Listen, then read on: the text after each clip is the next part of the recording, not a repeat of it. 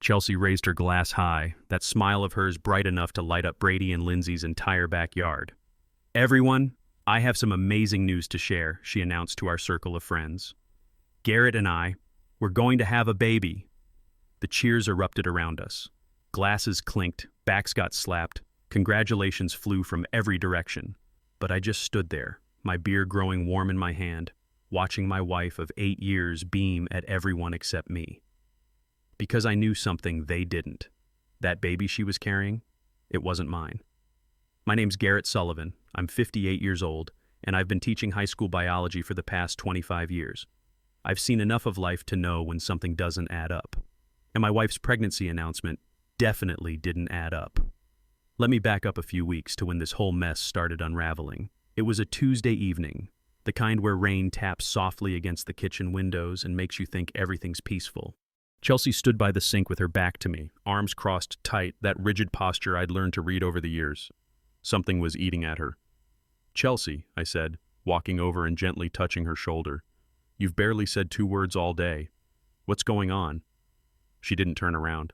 "My stomach's bothering me." That was it. No eye contact, no warmth, just those 4 words delivered like I was bothering her. After 8 years of marriage, I knew the difference between Chelsea having a bad day and Chelsea hiding something. "Is it serious?" I asked. "Maybe we should call Dr. Peterson." She whipped around so fast I stepped back. "Garrett, not everything is about you. Just drop it." That hit me like a slap. "Where's this coming from? I asked if you were okay. That's what husbands do." "Oh, spare me the husband routine," she scoffed. "You think you can manage every aspect of my life? Control how I feel?" "Control?" I stared at her, trying to figure out when caring about my wife became controlling. "Chelsea, if you need space, take it, but don't rewrite history to justify pushing me away." Her eyes went cold. "I'm not pushing you away, Garrett. You just don't fit into the version of my life I want right now." There it was, the truth, delivered like a knife between the ribs.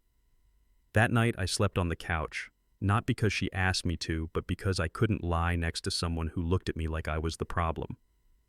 We'd built a decent life together in our little ranch house on Millbrook Road, both of us with steady jobs, good credit, retirement accounts we'd been building for years. I'd been thinking about maybe retiring in 7 years when I hit 65, travel a bit, enjoy what we'd worked for. Nothing flashy, but stable. Or so I thought. The next morning I tried to smooth things over.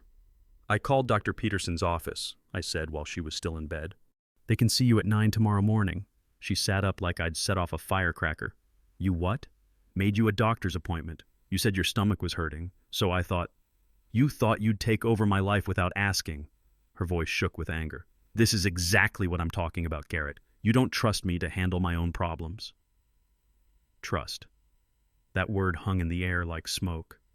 "Is there something you're trying to hide, Chelsea?" The color drained from her face. "Unbelievable. Now you think I'm lying?" She grabbed her purse and stormed out, leaving me standing there wondering how a simple doctor's appointment had turned into World War III. See, that's when I knew something was seriously wrong. In 8 years, Chelsea had never turned down medical attention. The woman went to urgent care for paper cuts. That was the beginning of the end, though I didn't know it yet. The next few days passed in tense silence. By Friday night, we were both pretending everything was normal for Brady and Lindsay's backyard barbecue. Chelsea dressed carefully in that blue sundress I hadn't seen in months, her hair perfect, makeup just right. She looked beautiful, but not for me.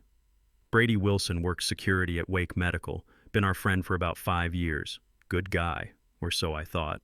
His wife Lindsay teaches 3rd grade at Millbrook Elementary, sweet as pie, makes the best potato salad in Wake County.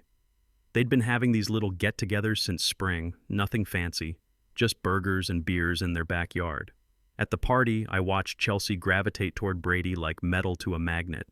They stood by the grill, her hand brushing his arm when she laughed, leaning in just a little too close when he talked. Brady's 40, divorced from his first wife about 2 years ago, married Lindsay about a year back. I'd always thought he was solid, reliable. Shows how much I knew. I joined them with my beer. "How's work treating you, Brady?" "Busy as always," he said, not quite meeting my eyes. Chelsea stepped closer to him. Not obvious, just enough.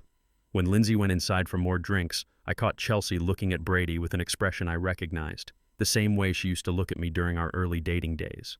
Brady looked back, quick and guilty, like they both knew something I wasn't supposed to see. I didn't say anything that night, just filed it away and watched. Every touch, every shared glance, every time Chelsea positioned herself next to Brady instead of me. By the time we got home, I knew something was seriously wrong, but I still didn't know how wrong. 2 days later, I found myself in Carl Reynolds' office above a laundromat on Hillsborough Street. Carl's a former Raleigh PD detective, runs a small private investigation business now. His office smells like burnt coffee and old carpet, but the man gets results. I'd heard about him through a guy at school whose wife had been stepping out. "Tell me what you're looking for," he said, pen poised over a notepad that had seen better days. "I think my wife's having an affair," I said. "With our friend Brady Wilson. He's married too." Carl didn't even blink. "You want photos, audio recordings, whatever I can get legally?" "Just the truth." "The truth it is. Should take about a week, maybe 2. My rate's $75 an hour plus expenses." A week and $800 later, Carl called me back to his office. This time he had a laptop waiting and a folder thick enough to choke a horse. "Listen to this," he said, pressing play. The recording was scratchy at first, then cleared up. Chelsea's voice came through the speakers. "I'm late, Brady, like really late. I bought 3 tests, all positive." My chest tightened like someone was squeezing it in a vice. Brady's voice, lower and tense. "Are you sure they're accurate?" "I'm standing in the hospital parking lot with a sonogram in my purse. Yeah, I'm sure." Silence. Cars passing in the background, someone's radio playing faintly. Chelsea again. "I don't know what to do. This wasn't supposed to happen." "Does Garrett know?" "No, and he's not going to. Not yet." Carl paused the recording there. I sat there, hands clenched so tight my knuckles had gone white, feeling like I'd been sucker punched. "There's more," Carl said. "She tells him she's going to list you as the father, for insurance, hospital records, to keep things clean." He was right. The recording continued with Chelsea explaining her whole plan in detail, how she'd put my name on all the paperwork, how I wouldn't ask questions if she handled it right, how they'd figure out what to do about Brady later. It wasn't just betrayal. It was fraud. Calculated, premeditated fraud that would have left me paying for another man's kid for the next 18 years. Carl slid a folder across the desk. Photos of Chelsea and Brady in the hospital parking lot, her hand on her stomach. His face pale and worried.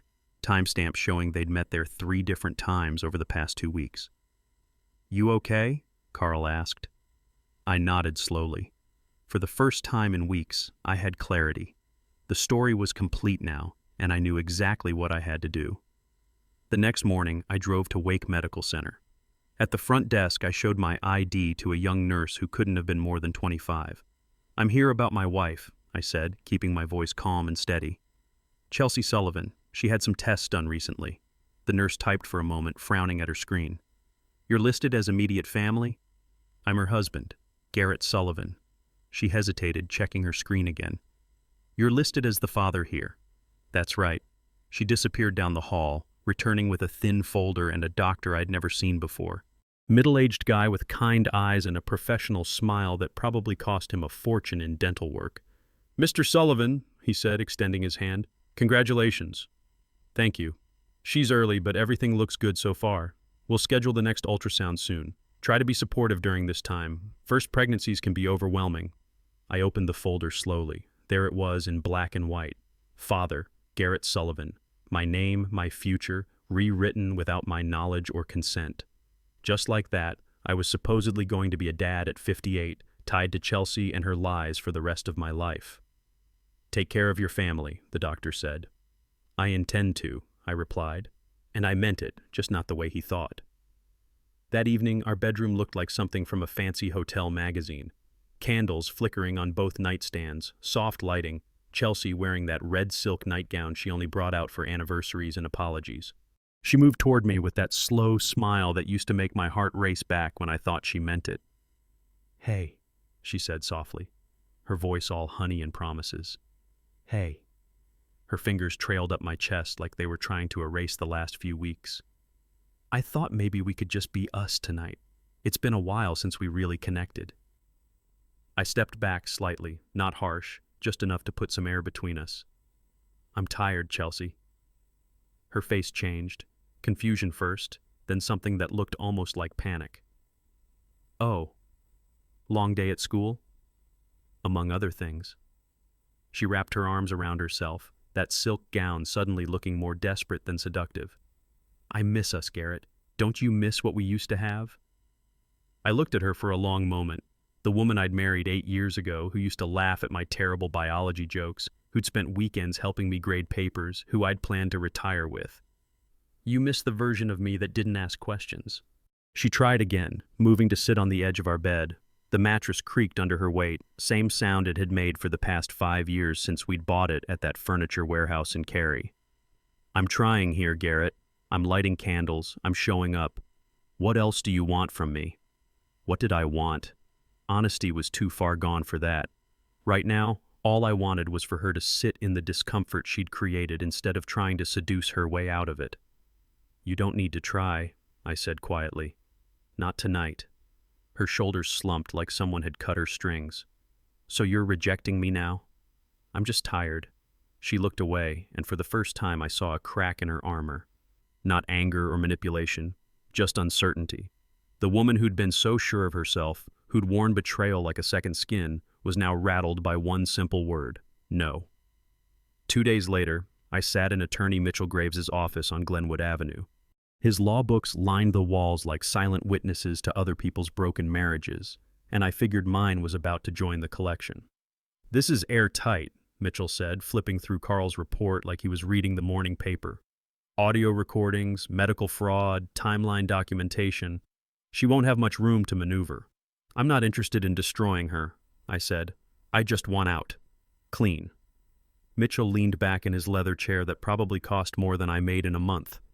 Mr. Sullivan, she tried to lock you into legal fatherhood of another man's child. You understand the financial implications? I understood perfectly. 18 years of child support for a kid that wasn't mine. College tuition, health insurance, everything that comes with being a father, except the actual relationship. At my age, that would have eaten up my entire retirement. I'd be working until I dropped. We'll file for dissolution based on fraud, Mitchell continued. With this evidence, you'll keep the house, retirement accounts, most assets. She can try to fight, but he didn't need to finish. We both knew how this would end. Which brings us back to Brady and Lindsay's backyard, to Chelsea's toast about our upcoming baby, to the moment when I decided to stop being a victim and start being honest. The party had been going for about an hour. Same crowd as always, the Hendersons from down the street, couple of teachers from Chelsea's work, Brady and Lindsay playing the perfect hosts. Chelsea had been working the crowd, all smiles and small talk, positioning herself for her big announcement. Actually, I said, raising my own glass, my voice calm and clear as a bell. You should probably toast Brady instead. The silence was immediate, like someone had hit a mute button on the whole backyard.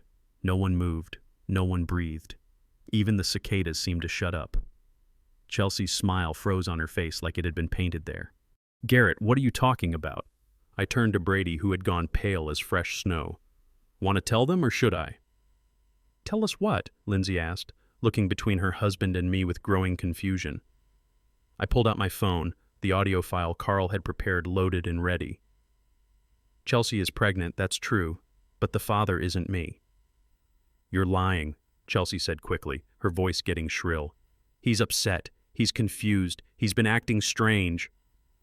I have recordings, I said simply. Your voice, Brady's voice, talking about the pregnancy in the hospital parking lot. Your plan to list me as the father for insurance purposes. The words hung in the air like smoke. Lindsay looked at Brady like she'd never seen him before in her life. Brady? Brady opened his mouth, closed it, then looked down at his beer like it might save him somehow. I continued, my voice steady as a rock. Congratulations, Brady. Hope you're ready for diaper duty. Brady stepped back like I'd physically hit him. Lindsay covered her mouth, not with joy this time, but with something closer to pure horror. Chelsea reached for me desperately. It was a mistake, Garrett. I was going to tell you. I was scared. I didn't know how. You weren't scared, I said, looking her right in the eye. You had it all planned out. Then I turned and walked away. Past the string lights Lindsay had hung so carefully, past the confused stares, past the heavy silence that follows truth like thunder follows lightning. I could hear voices starting up behind me, but I didn't turn around. I didn't need to see how it ended. Let her try to explain this one. Let Brady stammer through his excuses. Let the silence tear them apart the way they'd planned to tear apart my life. For once, I wasn't cleaning up someone else's mess. I was walking away from it and letting them deal with the consequences. The drive home was quiet. No radio, no phone calls, just me and the road and the weight of finally telling the truth. When I got to our house, my house now, I supposed, I sat in the driveway for a while looking at the place we'd called home. The little ranch house looked smaller somehow, like the lies had been holding it up and now it was starting to sag. 3 bedrooms, 2 baths, attached garage, quarter-acre lot. We'd bought it 6 years ago for $185,000, put about $30,000 into improvements. According to the county assessment, it was worth around $240,000 now. Not bad for a teacher's salary and Chelsea's marketing income. But sitting there in my Toyota Camry, paid off 2 years ago, thank God, I realized this house had been built on lies I'd never seen coming. Chelsea didn't come home that night, or the next morning. Her car wasn't in the driveway when I left for school, wasn't there when I got back. I figured she was probably at her sister's place in Durham or maybe holed up in some hotel trying to figure out damage control. I spent those 2 days getting my ducks in a row. Called my bank, made sure she couldn't clean out our joint checking account. Called my pension administrator to make sure she couldn't touch my retirement. 25 years of teaching, and I'd built up a decent nest egg, about $340,000 in my 403B, plus the state pension I'd get when I hit 65. I wasn't about to let her schemes mess that up. The court thing went fast, faster than I'd expected anyway. Mitchell had filed all the paperwork, and apparently when you have recordings of someone committing fraud, judges don't waste much time. Chelsea showed up in a gray suit I'd never seen before, probably borrowed from her lawyer. She sat across from me looking like she'd aged 5 years in the past 2 weeks. Her lawyer was some slick guy in an expensive tie who kept whispering strategies that wouldn't work. The judge was a woman about my age, Judge Patricia Morrison, who'd probably seen every kind of marriage disaster you could imagine.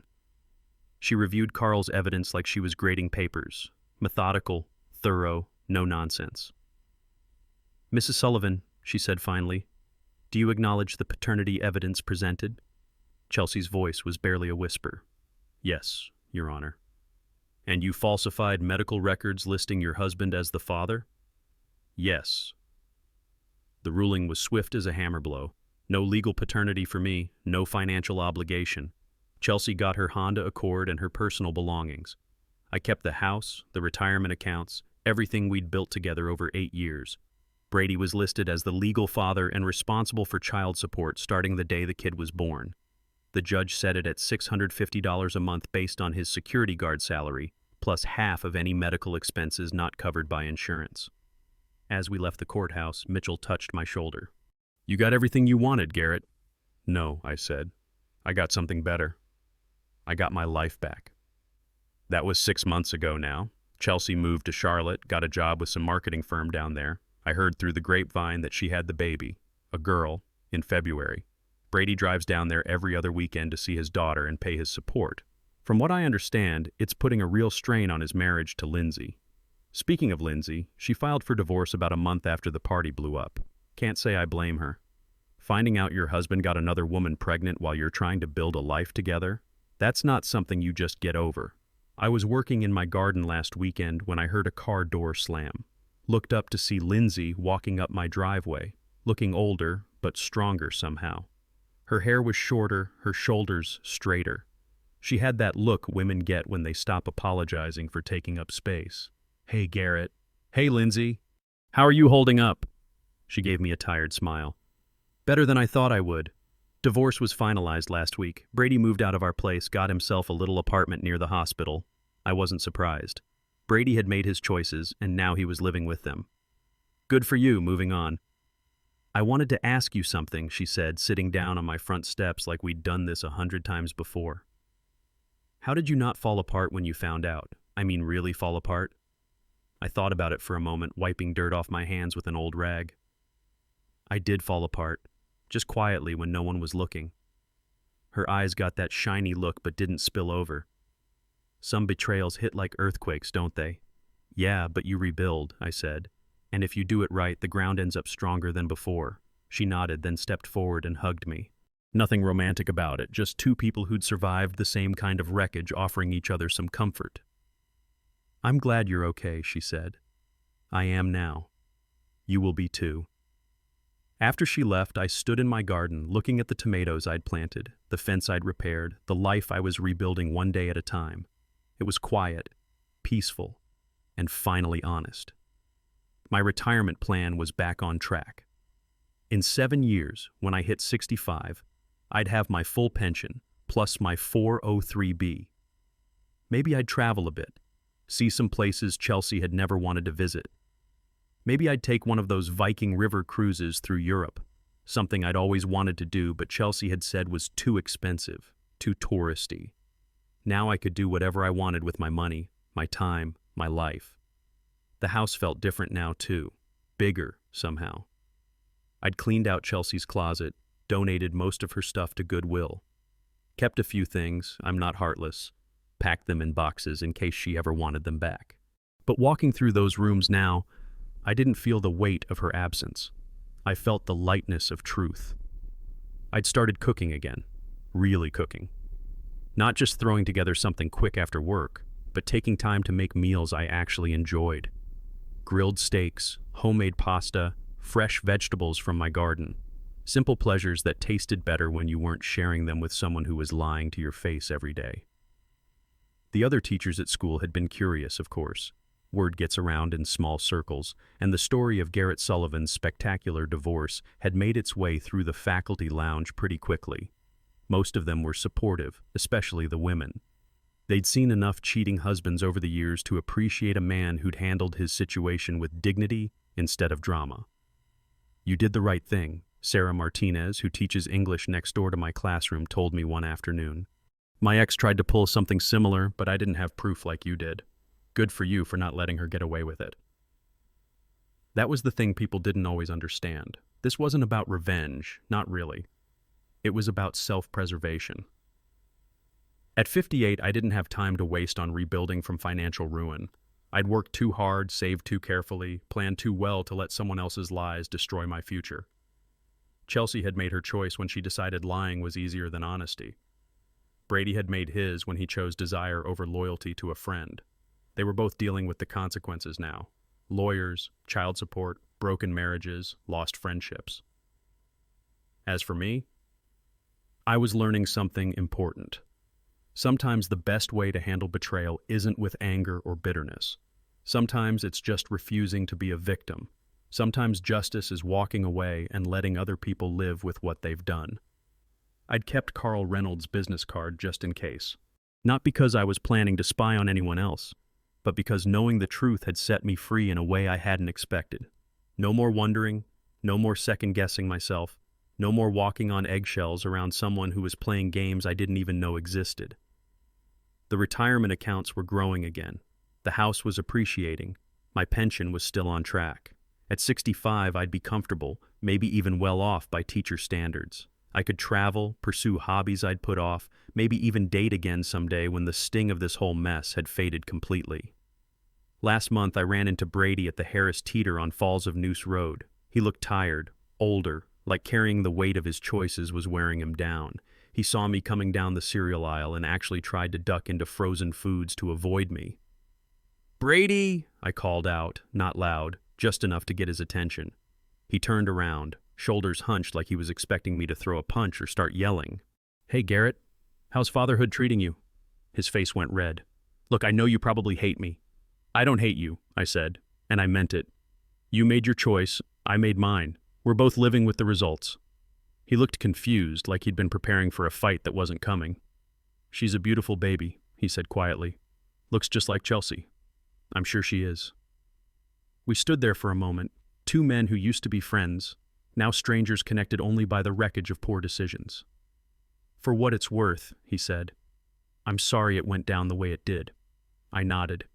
"Take care of yourself, Brady." And that was it. No drama, no threats, no unfinished business. just two people acknowledging what had happened and moving on. That's the thing about getting older. You learn to pick your battles. You learn that some fights aren't worth having, some people aren't worth the energy it takes to hate them. You learn that the best revenge is building a life so good that you forget why you wanted revenge in the first place. The truth has a way of surfacing, no matter how deep you try to bury it. And when it does, you better be standing on solid ground. I spent 8 years building my life with someone who was willing to destroy it for her own convenience. Now I'm building it again, this time with a foundation that can't be shaken by anyone else's lies. At 58, I've learned that trust isn't just something you give, it's something you verify. That love without honesty isn't love at all, it's just convenience with better marketing. And that sometimes, the kindest thing you can do for yourself is refuse to be anyone's backup plan. The best part? I sleep better now than I have in years. Turns out peace of mind is worth more than all the apologies in the world.